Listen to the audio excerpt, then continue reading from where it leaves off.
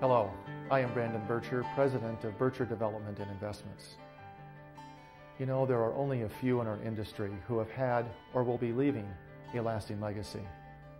Real estate development and investment is a risky undertaking, requiring the deployment of dozens of disciplines that will be impacted by the cycles of incoming and outgoing political and economic tides.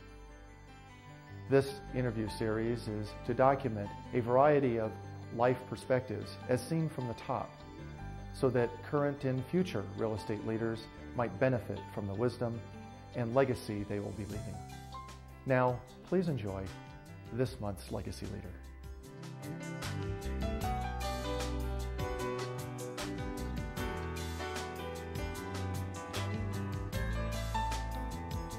Integrity is something that is so hard to define.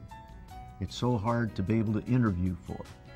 Integrity is learned within the environment in which you work.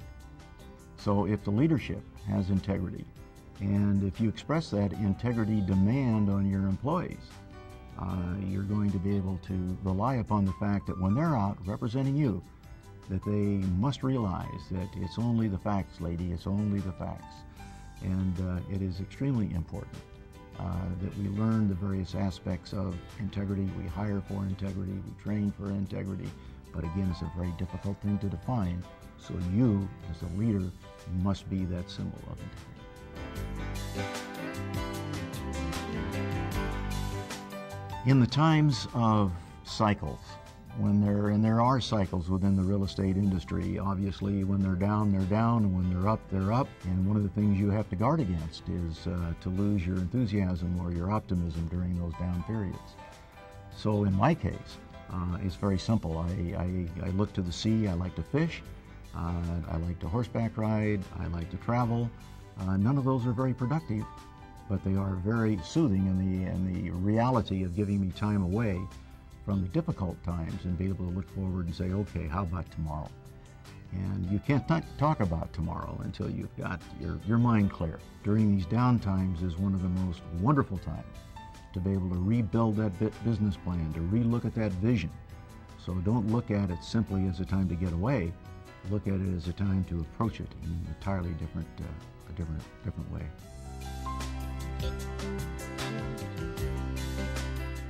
Part of the problem that we have in 2008 is what? It was caused by an oversupply of capital with an oversupply of energy to create profits. And then the greed came in and said, we've got enough money to be able to lower the standards. So as difficult as it is for a developer to say, let's raise those standards to make it tougher for me to make a loan, by the same token, the more difficult that loan becomes for me, the more it makes me look at the financial aspects of it as far as profitability. It also gives me the comfort to know that I'm not out there competing with a lot of people that shouldn't be in that marketplace, with a lot of lenders that are causing the oversupply of office buildings or the oversupply of apartments. And we've seen this over the last 2 or 3 or 4 decades in practically every city. There are some definite upsides in the fact that generally the companies that are left over after the recession are the real professionals, which makes competition much easier. You're not starting out with new people who at random will take any type of path in order to make a project work. At the end of a recession, most of the startups, most of the weak companies have fallen by the wayside. So it is a time then to relook at the industry, recognizing that you have less frivolous competition, but the competition that you do have, you can rely on as providing the same type of quality or attention to the marketplace that you do, because they are quality people that survive.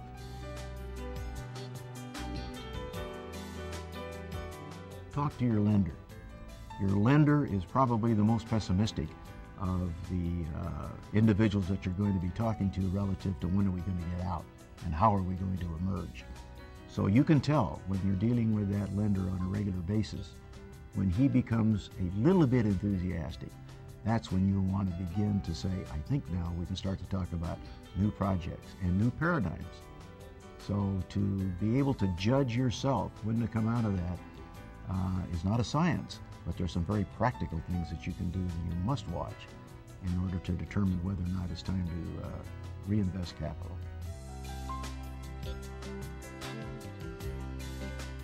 In any negotiation that you have that relates to your financing of the project, the first aspect that your lender looks at is who are you? And if you spent the time to develop a relationship prior to the time that you need the loan, you're 2 or 3 or 4 steps ahead. But when it comes right down across the table to ask for the loan, the lender looks at you, says, I have the confidence. I've seen your numbers, but I have the confidence that you're going to be able to fulfill it. And that's that final vote yes that really enables you to get that project started.